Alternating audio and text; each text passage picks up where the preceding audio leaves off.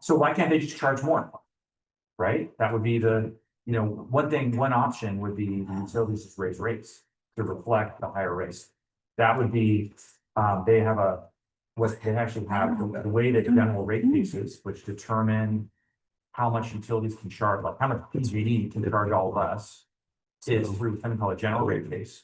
And part of that is determining what they need to build and the cost of that. That's called the revenue requirement. And then for the invested capital, there's a cost of capital proceeding where the amount or the return on equity is set by the commission.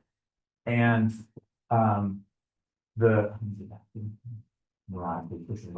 so the return on equity could theoretically just be raised to say, like venture or hedge funds typically have like a 20% cost of capital, so they need to make more than 20% on their money to make money.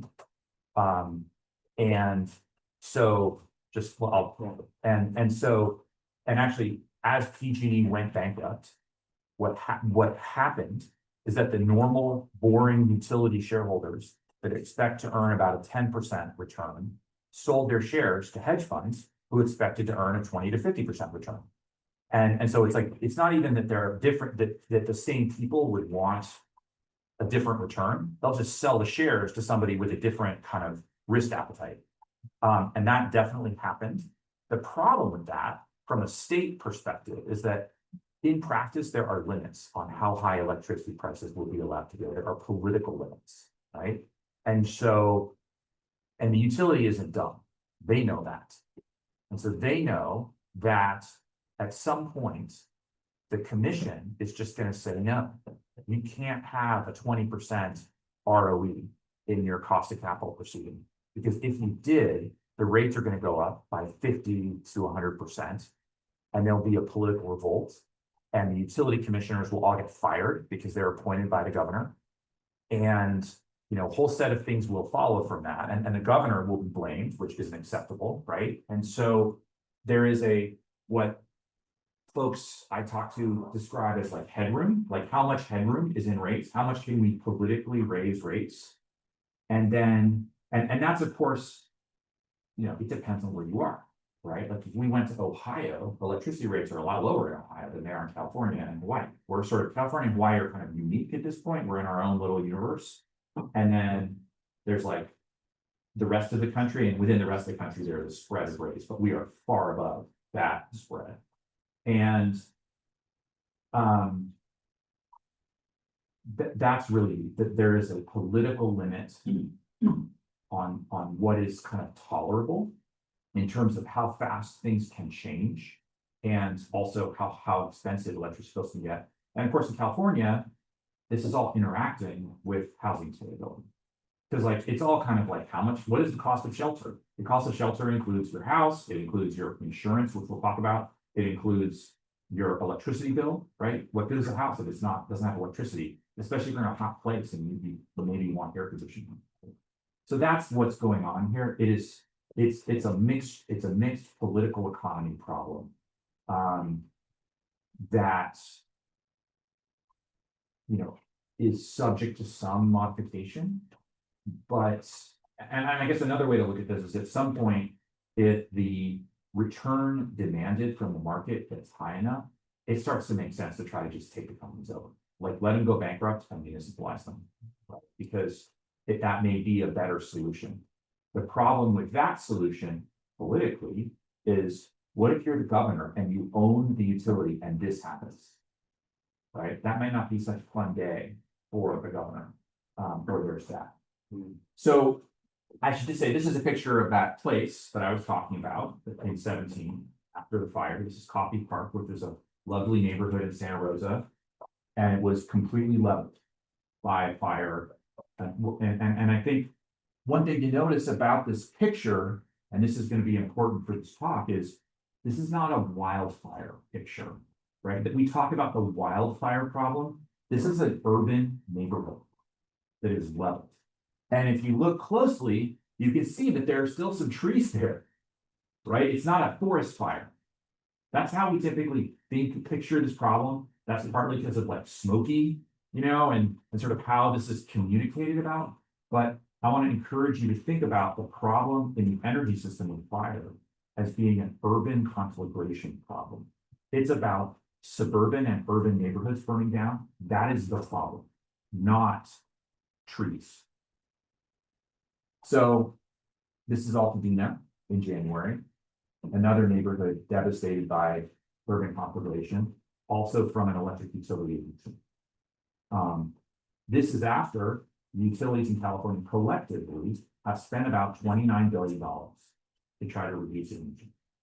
So this is not a situation where utilities are like twiddling their thumbs, not spending your money if you pay an electric bill. Maybe some of you live in dorms and you don't have to do that, some kind of UC housing, but certainly I'm paying for it.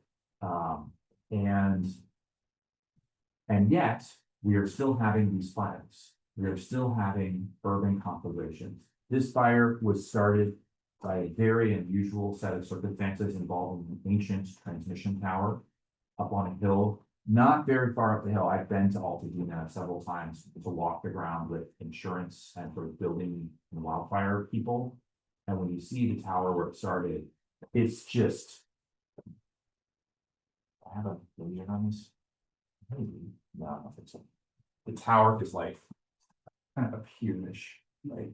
So it's not in the mountains even. It was probably a wildland fire, and I have a satellite image later in the deck that I'll show you. This was a wildland fire for about 20 minutes before it became a neighborhood urban fire, houses burning down houses, gardens burning down houses. So this is part of a problem that is becoming a pattern. This is structure loss in California, and you can see that 17 and 18 were very bad for structure loss. So was 2020. That's the lightning complex fires when the sky turned orange for a long time, at least in San Francisco. But 2021 was also a bad year. This looks small in this context, but if you go back in history to the fires that kind of made California famous for wildfire, like the Santa Barbara fires in the 60s, the Bel Air fire from 61, which was there's these wonderful pictures of Richard Nixon on top of his house in Bel Air with his garden hose, putting out spot fires on his roof. Those fires burned down low hundreds of structures, 350 structures, 361 structures in the Bel Air fire. Santa Barbara fires were kind of similar level, way below 1,000. Losing more than 1,000 structures in a year was like inconceivable prior to the 2000s. So something fundamental has changed. We are losing now, we just lost about, 13,000 residential structures in Southern California in January. Hopefully, given the rain, this fire season is over. The rain, a couple weeks ago, and then this coming rainstorm is very positive, but you don't count your chickens. But there's this pattern where we are losing well over 1,000 structures when in the old days, when people said, oh, California wildfire, it's just inevitable, we lose 300, 400 structures. And this is a fundamentally different world, and it's a world that our insurance and utility systems are really not designed to. Separately, and I should just say, actually, I want to say one more thing about this. To put that Palisades, and I don't know if we can get that screen sharing thing to go away. Yeah, I can move that. It's just because the cursor's on it? Yeah, I'll do that. Okay, Yeah, thanks. I'll get Thanks. that. Thank you. So how do these numbers compare to housing production? That's another thing to think about, right? So on average in California these days, we build about 120,000 new homes per year. So if you look at these bad years, you're burning down about 10% of the structures. One thing to keep in mind is that of that 120,000, about 30,000 are ADUs. And a lot of those ADUs are not actually new doorknobs, right? They're like rich people building an ADU in their backyard to have like room for guests to stay. Like ADU? Sorry, accessory dwelling unit. It's like a little add-on structure that is very easy to permit and build. Let me ask you another question. How many people in the room own property? I'm gonna guess nobody except, okay, a few of you. Okay, great. So a few of you are aware maybe of like how insurance relates to a mortgage and things like that, have gone through closing, but I'll just say, just to put these numbers so that these bad years, you're losing 10% of the statewide housing production. In LA, in 2024, 18,000 units were built. It was one of the most productive housing production years for LA in a very long time. So you can think of the Palisades and Eaton fires as completely eliminating housing production for a year in Los Angeles. And that's happening in a context where, you know, it ain't easy to find houses in the LA region. The cost of housing is punishing for people or driving people to do insane things like 2-hour commutes and that. Oops. Oh my God, what did I do? Okay, we're back. Okay. Okay. Yeah, I was just kind of plugging power. Okay. So these numbers are starting to be significant, particularly at the local level, in terms of housing production and housing, you know, and therefore housing affordability. If you think that the shortage of housing has something to do with the cost of housing, I do. I think it's pretty clear that it does. And, you know, it's not the only thing, but it's an important factor. Just curious, do you happen to know the numbers in for the 07 and 05 fires in San Diego? The numbers of the structure loss numbers? Yeah. In 07, it was in the Red Switch Torpedo fires was something like 2,600 structures. So it's smaller than this, but still way above that 1,000 structure. Mhm. And that was also a fire like Coffee Park and Altadena that was very surprising at the time, and the Cedar Fire as well in 03, where you had the fire come off the hill and basically burn into neighborhoods and burn neighborhoods down, as opposed to like sort of scattered homes in a forest or something. I grew up in San Diego, so Okay. I remember that. Like, Yeah. vividly. I was we had a week off from school. So. Yeah, well, I mean, they're major disasters. It's when they happen, it's really dislocating. And then The 07 one, my family had to, I was in college by then, but then my family had to actually evacuate. So that one was very like salient to me. yeah, it's yes. Those were the kind of those are the origin stories of big fire loss in California. Yeah. Was the Paradise Fire caused by utility? Yes. The campfire was caused by a failure of a piece of a failure of a component on transmission power. I was living in Chico at the time. Yeah, it was pretty harrowing, you know, orange skies and all that. Like the moment that everybody decided, oh, we have to go now, was there's pieces of ash the size of quarters falling on our cars. Yeah. That's so let me just actually, that's a great segue. I can just manually.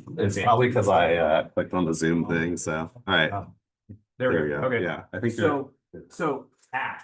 Let's talk about ash for a second. This is another piece of this sort of systemic issue that's really important. This is a paper that I'm one of the authors, but Marshall Burke at Stanford is the lead author, that looks at particulate matter concentration in the atmosphere in the United States. And we developed a machine learning based algorithm to separate out the wildfire smoke from the broader PM. But this is just the broader PM trends. And what I want you to see for the United States is we've got a very impressive downward trend up until 2016 in PM 2.5, which is small particulates. Those are the things that can actually get into your lungs, and they're small enough to get from your lungs into your bloodstream. They go right through your alveoli and into your blood, and they cause all kinds of systemic effects. As a result, they are the most deadly form of air. PM 2.5 is the most deadly form of air pollution in the air today. That downward trend across the US is like the end of coal, right? And either coal back in the good old days when I started teaching in 2000, the issue was, do we even put scrubbers on the coal plants? And that started to happen because of things like the acid rain trading program and the other successor programs after that the EPA implemented. That drove that combined with cleaner diesel fuel drove rapid declines in particulate matter air pollution in the United States. You see in these trend lines, it's all of them are going downward until 2016. And the trend is reversed in 2016. This data only extends through, it does not cover the last few years where there have been big Canadian wildfires. Those have made the situation significantly worse in the east. And so now all the trend lines look the same, where you have this kink in 2016. And after that, air pollution is getting worse in the United States. And it's, you know, most evident in the West and North and Pacific Northwest and Southwest, where, you know, the sort of origin of the big wildfire problem, and then the states that are downwind to the east of us also are suffering from this issue. But smoke kills people. Smoke kills many more people than die in the fire in wildfires. And other work that Marshall and I have worked on together and work that he's done with his group, you know, tends to indicate that the deaths from wildfire smoke are probably in the thousands in California. There's very strong evidence of prematurity. So premature birth is a really difficult problem to manage when it occurs. And, you know, moms are breeding for two, right? And in their second and third trimester, the passenger is like pretty big. And when they are dosed with very heavy concentrations of wildfire smoke, premature birth is a much more frequent problem. And there are thousands, like I think Marshall's estimate is 12,000 additional premature births, mostly, and this is in the period up to 2012, mostly due to those San Diego fires. That women who did not have access to smoke-free environments, who did back then, were heavily exposed to particulates, and as a result, delivered preterm, and that has enormous follow-on health consequences for the kids. And you know, I know from friends who've gone through this, it's not exactly not traumatic for the mom either. Like it's a really difficult thing. So this air pollution problem is another piece of what's happening that I think is important to consider. It's not necessarily about energy system economics, but I just want to go back. Actually, wait, I'm going on. Just another thing to note. Utilities, not utilities, utilities. Okay, so you could say this is a structure loss problem. You could say this is about climate change, which it is. But the utilities are burning down the structures, right? Utility ignitions are what are causing these, are the initial ignition source. They're the match drop. So one thing I just want to point out is, I'll get, so, I haven't been pointing on yet. So, we have a lot of agency in this problem. This is something I want to emphasize in this talk. I'm actually very optimistic that we can solve this problem. And that's really different than like hurricanes in Florida. It's really difficult to solve a hurricane problem because if you have a Cat 5 hurricane come shore, you have to basically live in like a bunker. I mean, if you've ever been to Bermuda, you see what the houses are like in Bermuda. They're basically like bunkers with doorways. And they're made out of concrete, the roofs are made out of concrete, they're extremely heavy, and that allows them to endure multiple hurricane strikes without really, you know, batting an eye. We can do something very different in urban configuration context by changing our housing stock and in ways that are pretty subtle.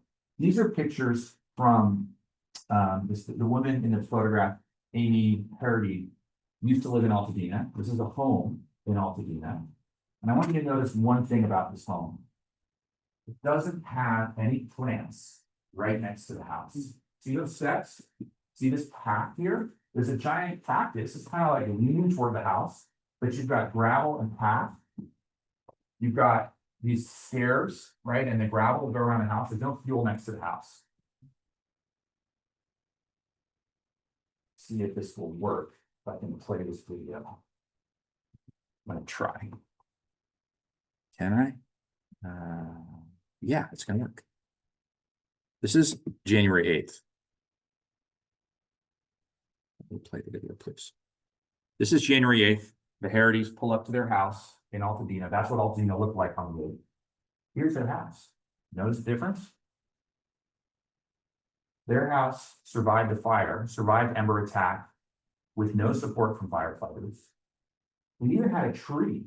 This is an avocado tree that their kids used to play on, leaning over the house. But trees don't like to burn because they're full of water. They're alive, and being alive means you are like 90% water, just like you guys, right? Like everyone's made out of water.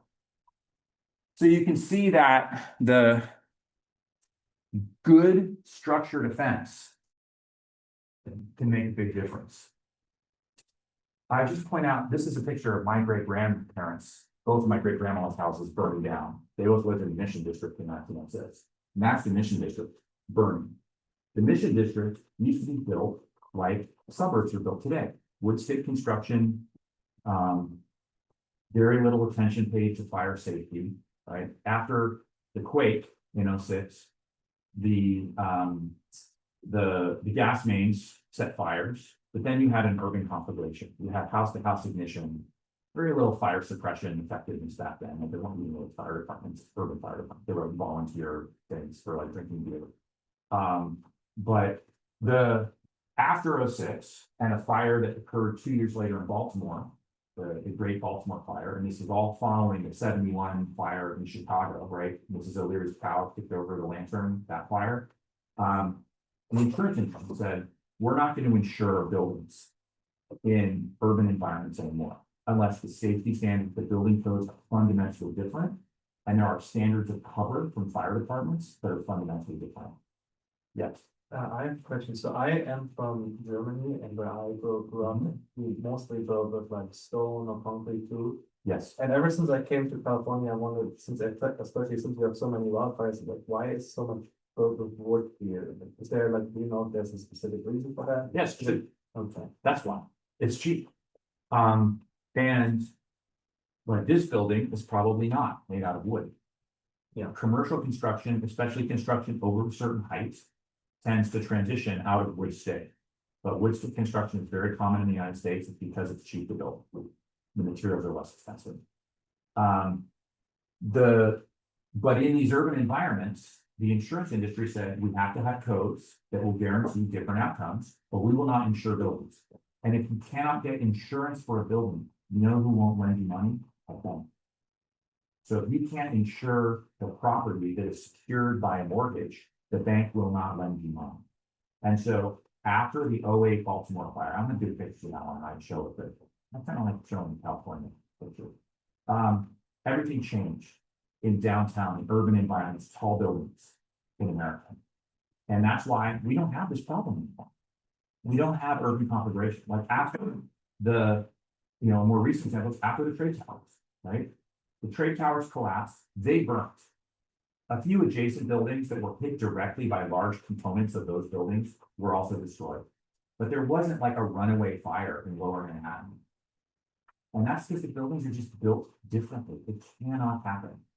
And so I guess I would just say there is a way out of these loss events, but it may not be through the utilities. It may be through changing the built environment, but that is their part. Yes. So like these wildfires though, like they jump across freeways. Yeah. Is that just for trees, or like is that?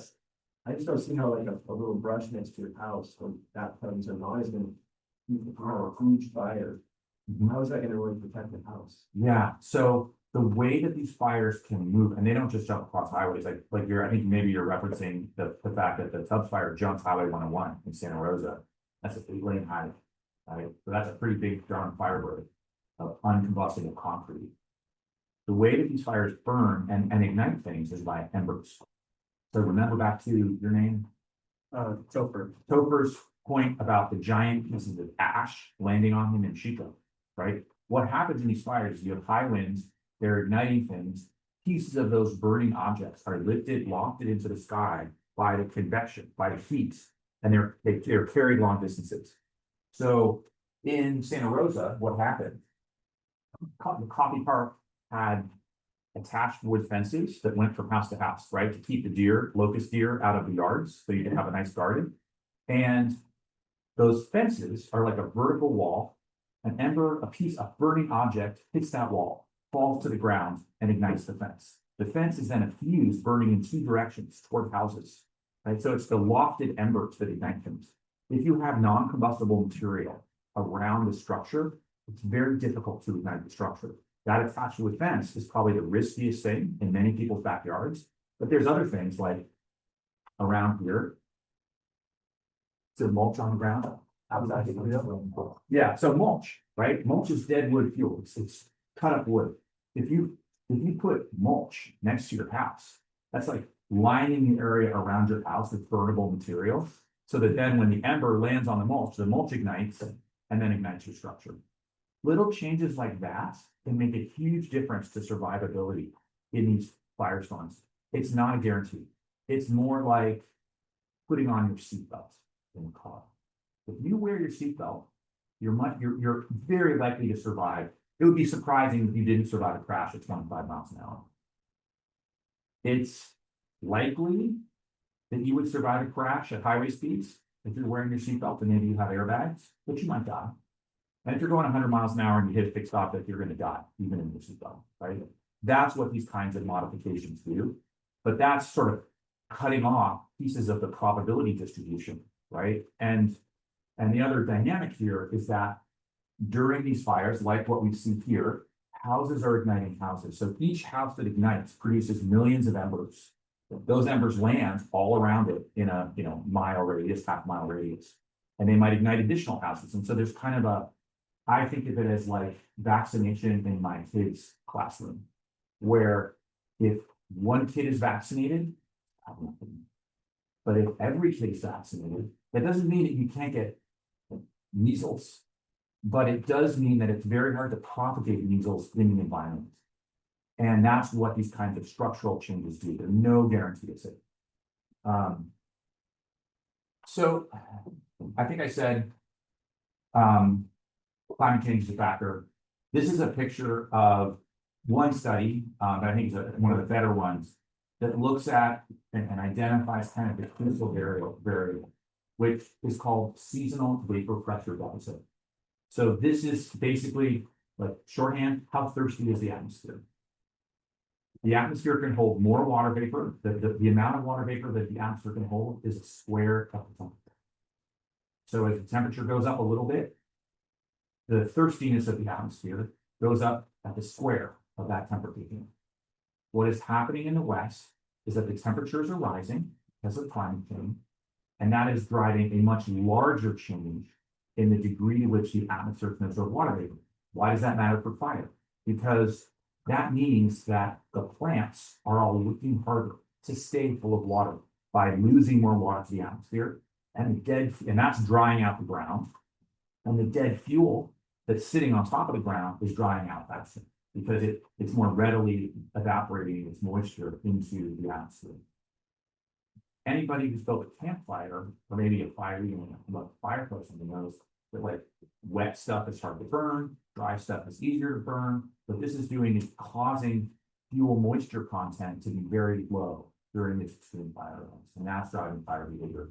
The thing to notice here, so on this chart, these are like the bad fire years. This is the observed record, and then behind it, and in black, is the model, right? And what the model basically shows is that out by the mid-2030s, we're kind of looking like the most extreme fire years. That's the average. That's important in the energy system context because it takes a long time to build anything, any infrastructure. I don't know if you guys have ever had a talk about like transmission, but building a new transmission line in California takes about 10 years. So if we're going to do something by here, we need to be doing it already now. So this is a problem that really can't wait because of the timelines of construction in electricity. Just quickly, I've been thinking about time and I want to leave lots of time for, we have till 11:50, right? Yeah. Okay. So another thing that's happened in California, is that the insurance for homeowners is starting to get really hard to get. The first way that appeared is by availability of insurance, right? So it's gotten in certain places in California, I'll just point it. Tahoe is right here. The worst parts of this insurance crisis are kind of in the area of the Sierra around Tahoe, of Truckee. This is a chart of uptake of the insurance of last resort in California. And I sort of think of this as like a virus growing or a bacteria growing in a petri dish, right? Where it's sort of spreading out from its sort of starting point. You can see that it was already kind of hard in 2020 to get insurance in certain places, and now it's getting to be hard everywhere and very hard in the places where there was originally insurance stress. Availability was the issue first in California because, do you have a question? Yeah, Go for it. so I was gonna ask, is this map showing like the availability of insurance as it is, like people who are insured in these areas, or is it covering, because I know there's been a big shift with insurance companies saying they no longer take new. So yeah, let me describe more what this is. So I am insured by State Farm. Whenever I get a letter from State Farm, because I live in a high hazard zone for wildfire, I'm a little bit afraid to open the envelope because I think what might be in the envelope is a non-renewal notice. State Farm telling me we're firing you as a customer. If I get fired by State Farm, which could happen, then I will have to get new coverage very quickly because my mortgage servicer is going to get really upset with me if I don't have coverage. It's actually a default on your mortgage, not have insurance. Usually what will happen then is that the mortgage servicer will go buy insurance for you and you're not going to like the price of that, let me tell you. So people will go out and start shopping around for insurance. What they started to find in the 2020s is that there was no available market insurance. None of the normal policies, none of the normal companies that like you see if you watch television commercials, you know, all of those annoying advertisements. None of those people will sell you ads. Not the Mayhem guy, not the lady, Flo, not, you know, none of those people. They're all like, sorry, we're not selling insurance to new customers in your zip code. And where my zip code is here. And so what do? Well, you get what's called a fair plan policy. A fair plan policy is sort of like buying health. Imagine if there were a health insurer that only insured people who had already been diagnosed with a very expensive to treat chronic disease. Only those people. That's a pool of people that's going to be very expensive to insure because the claims are going to be really high. They're going to go to the hospital all the time and see their doctors, and probably there's lots of doctors and expensive drugs and all that. So the fair plan is a kind of, it's a creation of, it's not a public insurer. It's actually a nonprofit that's funded by all the insurers in the market.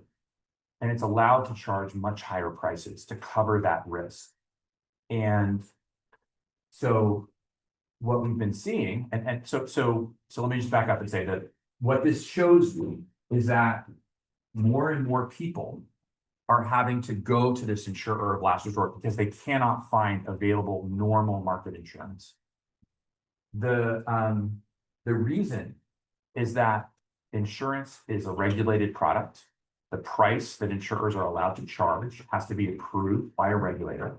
And the regulator said, we're not going to allow prices to rise for a very long time as this risk was changing.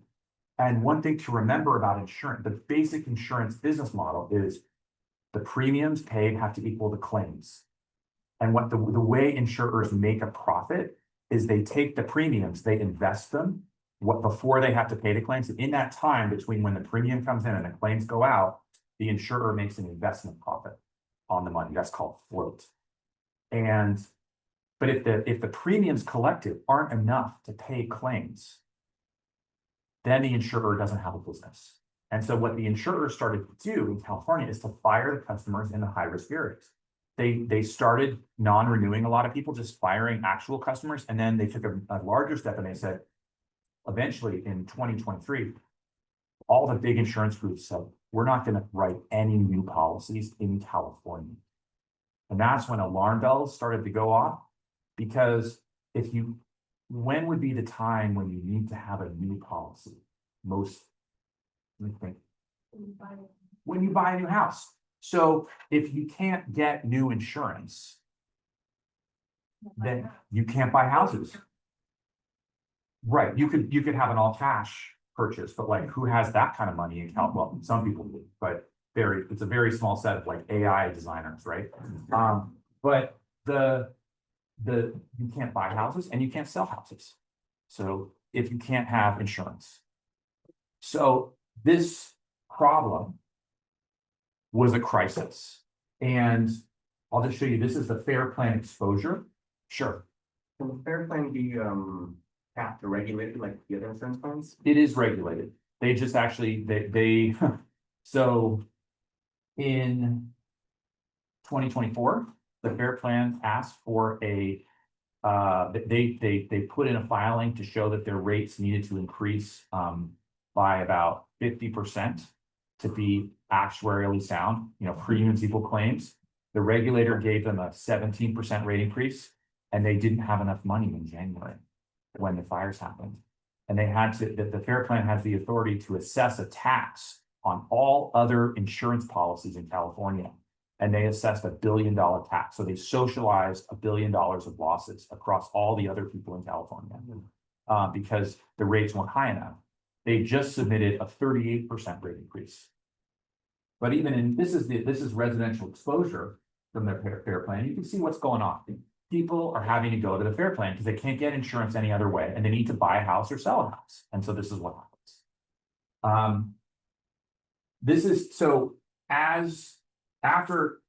During this period, the regulator starts to realize this is not a sustainable strategy.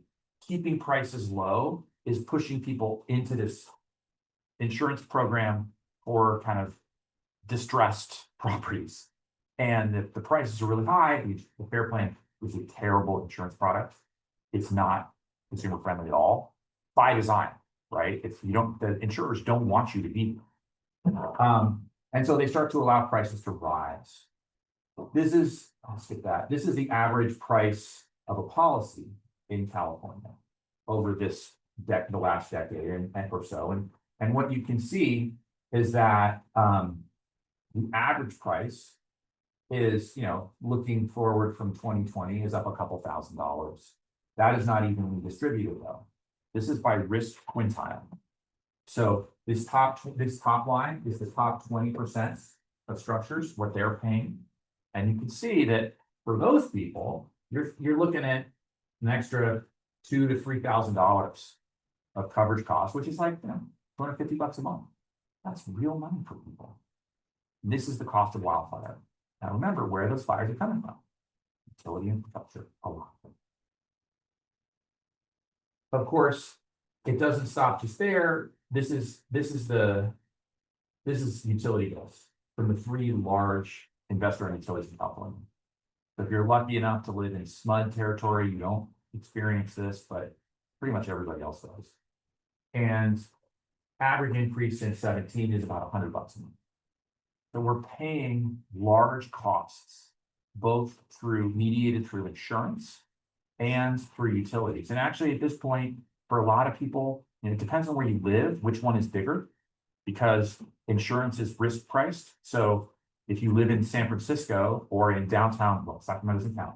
You live in San Francisco, maybe downtown Los Angeles in a low Santa Monica or Venice or something.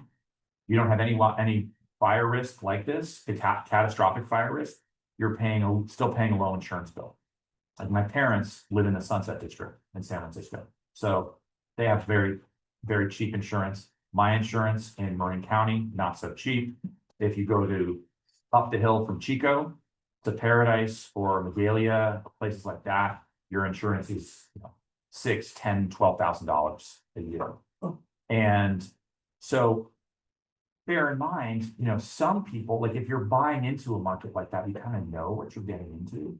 Another factor with all of this is there's lots of people who bought their houses a long time ago at prices that are much lower than the current prices. They're on fixed income. They can't afford $1,000 a month insurance bill, right? And those people disproportionately tend to live up in the Sierra. A lot of those people, not a lot of them live, in the lower income parts of the Central Valley, Southern California, Northern California. There's lots of places, but many of the people in high fire risk areas are not affluent. And so this is a real strain. By contrast, in the utility space, everybody pays the same price per kilowatt hour. within a utility service territory. That is kind of the utility compound.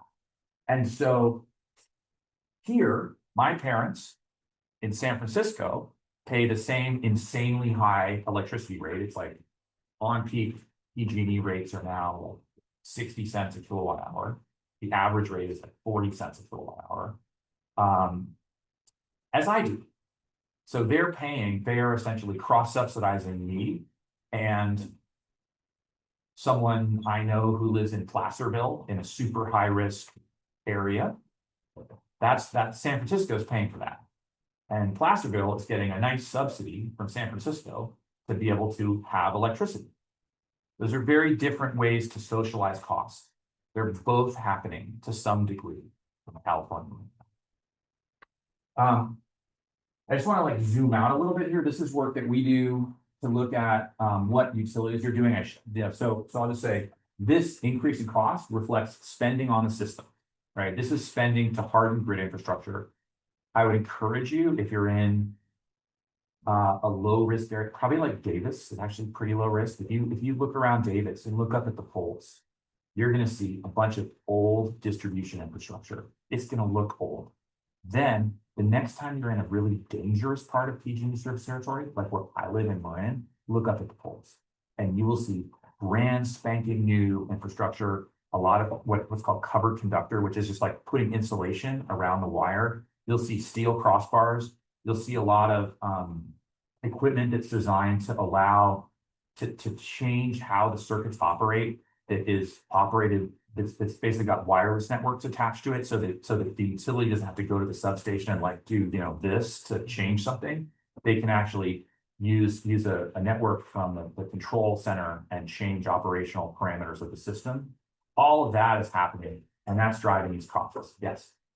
Why hasn't accountability placed on communities like utility itself been reflected in the insurance costs and the insurance payouts? There's like, Yeah. the utilities should be paid for any fire that's caused, so like why is it being transferred onto the homeowner and the insurance companies? Yes. So one thing is, it is like the insurers in the PG&E bankruptcy got $12 billion out of the bank, because when PG&E burns your house down, hopefully they won't, but if they did, right, and you have homeowners insurance, the homeowners insurer will pay you whatever they have to pay you, and then they'll turn around and sue PG&E on your behalf. That's called subrogation. The subrogation claimants in the bankruptcy got $11.5 billion in cash. And so they got paid back. Now, how did that compare to their actual I know. claims payouts? It's just kind of a mess. I'm gonna start working with Steve today at noon. Hey, could you mute? Hey, Kelly. Kelly, you're not muted. Here, So Ben, I just wanted to say hi, go back. So, I don't know who Kelly is, but I'd love to meet them someday. So they do get money back, and they actually build that as a credit into the rates that they charge. They estimate, they have to forecast that amount that they're going to recover. And forecasting that requires estimating like, how likely is it that a utility will cause the fire versus a lightning strike or an Uber driver. I don't know if you read the coverage of what happened in Pacific Palisades, but it was some Uber driver who dropped a cigarette.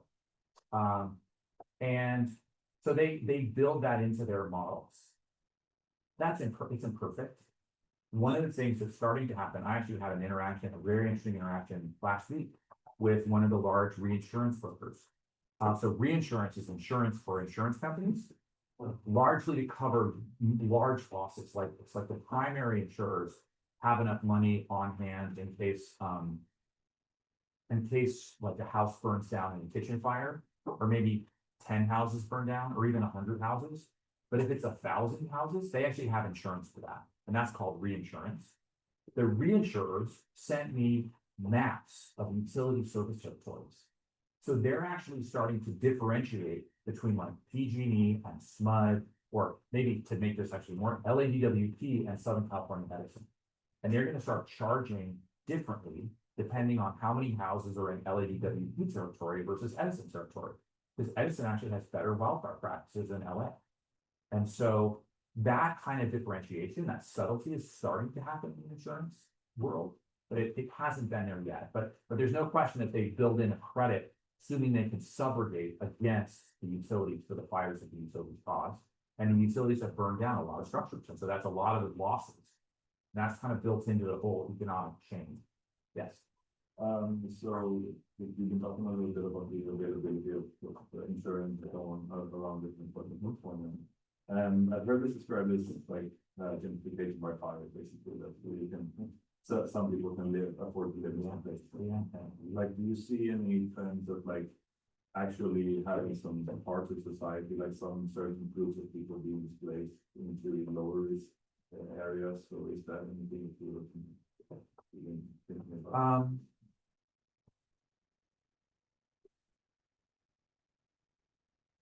So what I would say is that there's two styles. There's two archetypes of what happens after a big fire like this. One I'll call Grizzly Flats. Grizzly Flats is a town uphill from here off of Highway 50. It was burned down in a caldera fire, or 2/3 of it was destroyed in a caldera fire. And if you go look on Redfin or Zillow at Grizzly Flats today, what you see are a lot of lots for sale for $20,000. That fire happened in 2021. So like Grizzly Flats is kind of gone, or the part of it that burned no longer exists. And that part included the market and the school and the post office, right? Like that town is taking a huge hit, and it is not a good outcome. Another archetype is Santa Rosa. You go back to Coffee Park, that place I showed you at the beginning, it's completely rebuilt. It's kind of eerie and weird, and it's sort of, this maybe dates me, but if you ever seen Poltergeist, like it looks like everything looks the same because it was all built at the same time, right? Like it's all modern farmhouse, and the only question is it a black or gray modern farmhouse or a white modern farmhouse? All rebuilt, and that has largely been gentrified, right? It's a lot of the people who used to live there don't live there anymore because they were underinsured. They could not afford to rebuild. They sold their lot to a developer, and the developer rebuilt. That is what is happening in Altadena right now. To some extent in Pacific Palisades, although the average homeowner in Pacific Palisades is a lot more affluent than the average Altadena resident. And then Paradise is kind of somewhere in the middle of this, where Paradise, the population is back to like a third or a little bit more than a third of what it was when the fire happened. It's not clear that it will ever recover to the full population. Maybe it will. It depends, we'll have to see, but it's taking a much longer period of time. Yeah. I think Paradise might form a third archetype, which is the migration. Yeah, Like yes. when Paradise burned, everyone migrated to Chico, and what happened to Chico, because I was like an undergrad there, is, I mean, pricing the houses went astronomical, but because of that, so did the rent, and it just And homelessness. and and homelessness. It formed like this massive wave of people who were desperate and had no other choice. And then there have been studies about the people that came down the hill to Chico, and where did they ultimately, and many of the people from Paradise that were evacuated to Chico and surrounding areas ultimately moved to Tennessee. There's a few communities in Tennessee that took this huge influx of population from Paradise. There are these change of address studies that have been done to look at this issue. And so that is a situation where people migrated. I'm not totally clear on why there's several small towns in Tennessee. I think there were sort of network effects there where people talk to each other, like friends, right? Friends and neighbors said, this is a great place to live. It's affordable. There's no fire risk. There will never be a fire here. That's not actually true, but it's sort of, and it resembles Paradise in a lot of except with like larger insects in the summertime. But it does happen. I would say it's not clear. Like there's not a good climate adaptation story coming out of this yet. And remember back to that 120,000 houses, right? That's the fleet of houses that we have in California is about like 14 million. So there's 14 million residential units. We're building 120,000 a year. There's kind of no place for people to go, right? And so it's very hard to have, if we had more entry, into the housing market in the form of like new construction. If we were building 600,000 units a year instead of 120,000, it would be easier to adapt, right? But it's not, because housing is really hard to build in California. It's really expensive to build in California, and there's just not enough of it. So the option is, you know, you oftentimes move to more expensive housing or move out of state. And I'm just gonna do this. So, Oh, I'm just locked. Oh, it's like, but Maybe it, if you click once, it should go back. there we go. Okay, so what are utilities doing nationally? A lot. This shows that, so there are a set of practices that I won't get into that started at San Diego Gas and Electric Service Territory down here. When we first did the study in this is a map of what we call wildfire mitigation maturity for investor-owned utilities. These are little bits of service territories all over the country where there's wildfire hazard in the service. So hazard is fire could happen. Risk is the probability that it will happen. We just took hazard as a crude cut and said, everybody that's got hazard, what are they doing with respect to wildfire?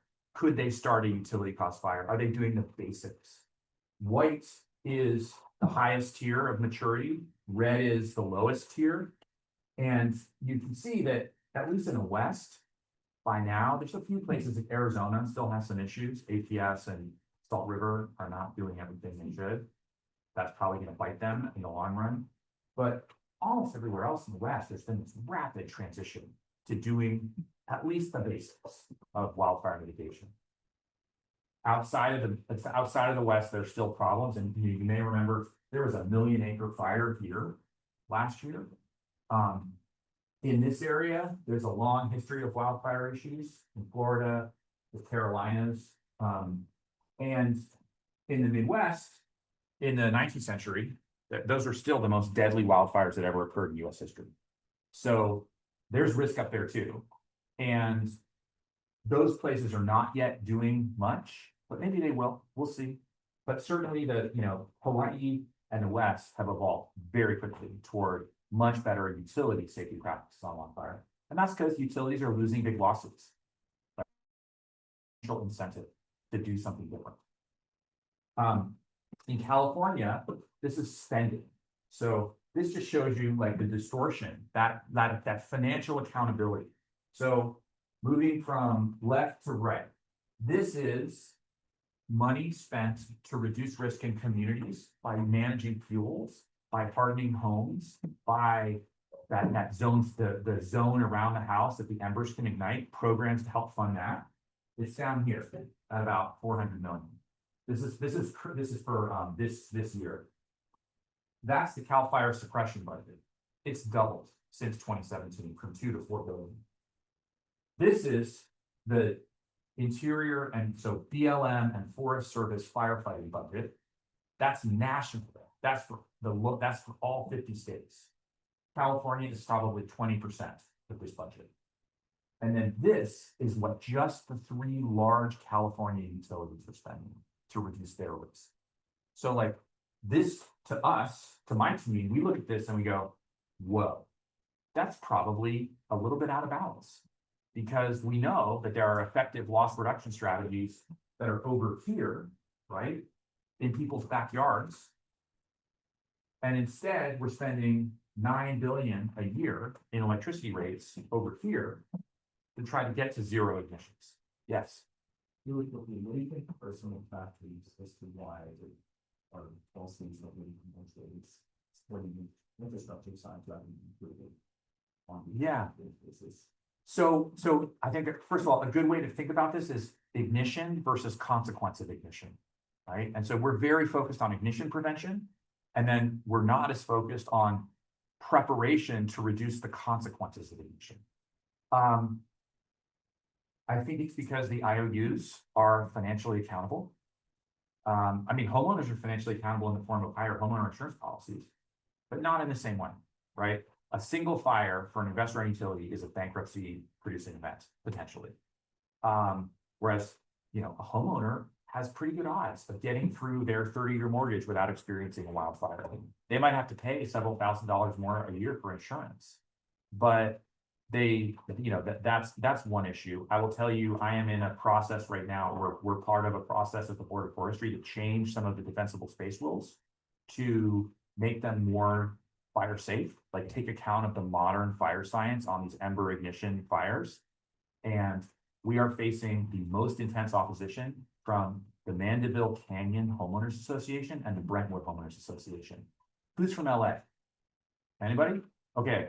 How close are Mandeville Canyon and Brentwood to the Pacific Palisades and the Palisades fire footprint? Can you give me a rough approximation there? Mile maybe, Say again? 10 miles maybe, Yes, maybe. A they're, little bit closer depending on. Yeah.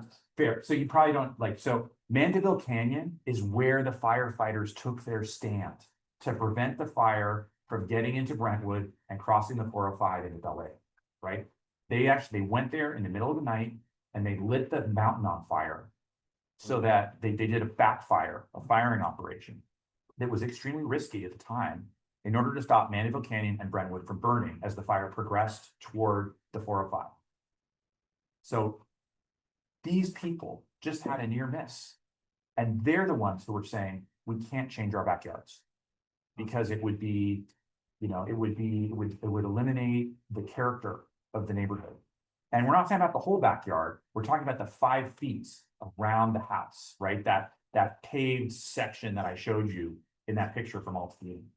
And people are really opposed. You know why? Because people have bougainvillea on their houses. This is Los Angeles, right? And these are affluent parts of Los Angeles. They have small side yards with privacy hedges that are within that 5-foot zone that might have to come out. And so they might be able to see into their neighbor's backyard. They don't like that.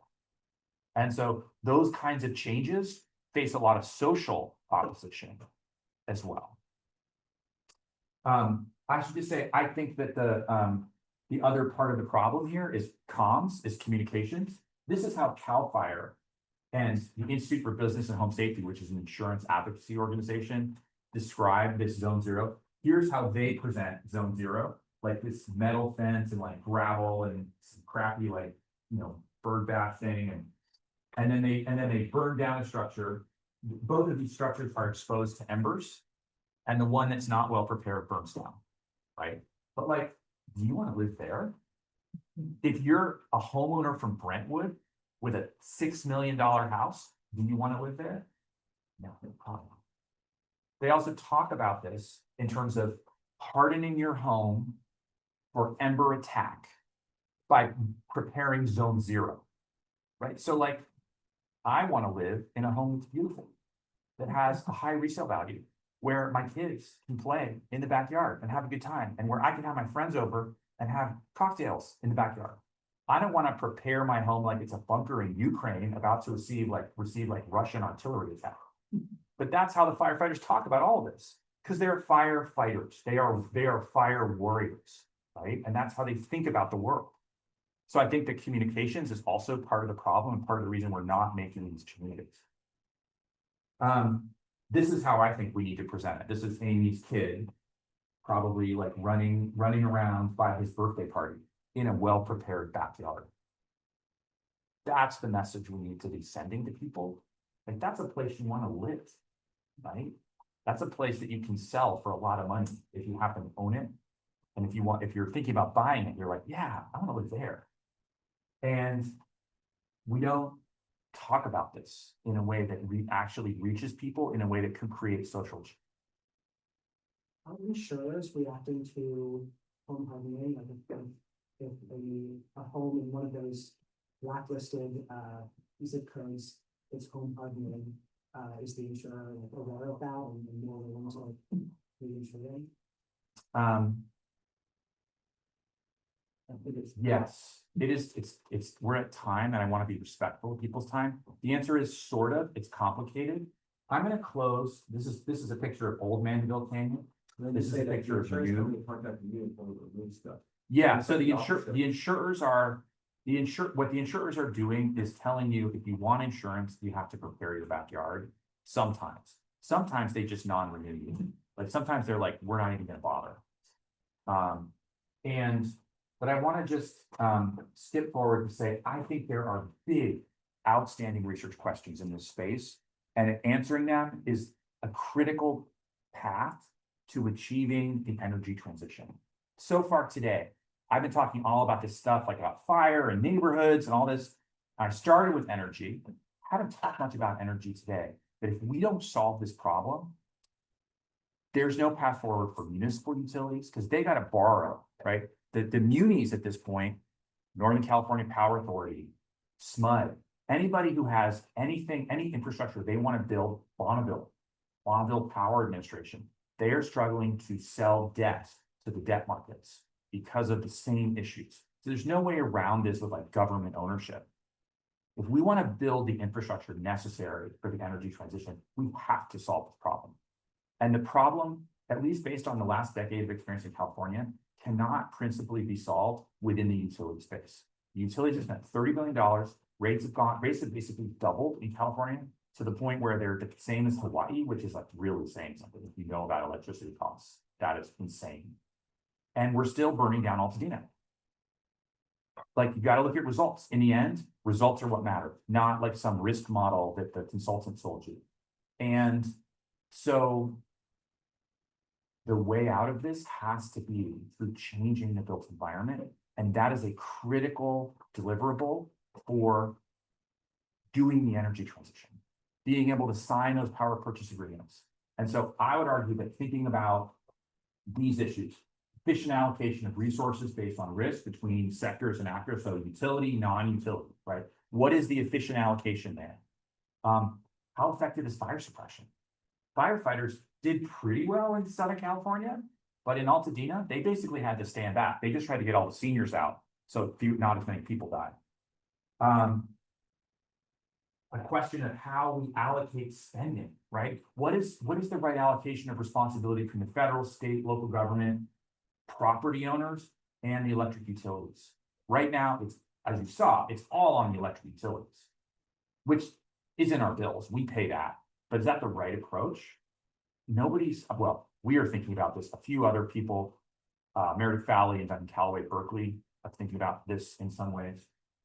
And then I think there's sort of larger questions, larger economic questions. We haven't talked too much about mortgage-backed securities, but like there's systemic risk issues for the real estate and banking sectors that come out of this, right?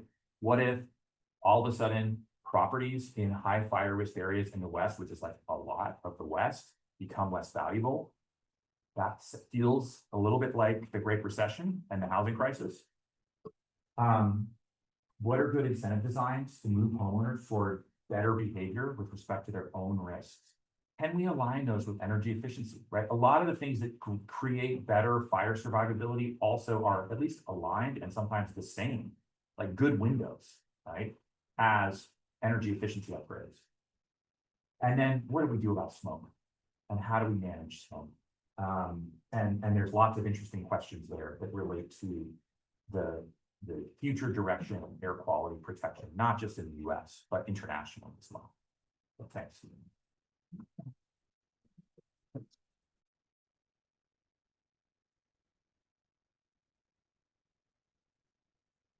I totally blew through my time and I No, apologize. that's all right. Okay, sorry. We're flexible here, so yeah, thank you very much. We can take a small break. There'll be a couple of folks who are gonna join for lunch.